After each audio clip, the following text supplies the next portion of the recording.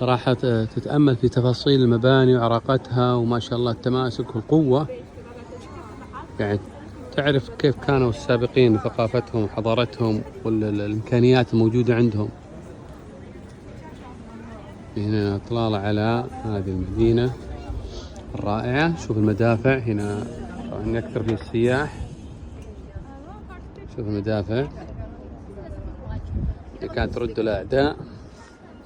إطلالة رائعة صراحة. أتوقع إن شاء الله اكتفينا وغطيناها بالشكل الجميل. هذه كلها مرينا عليها عن طريق البحر، واليوم نمر عليها من أعلى.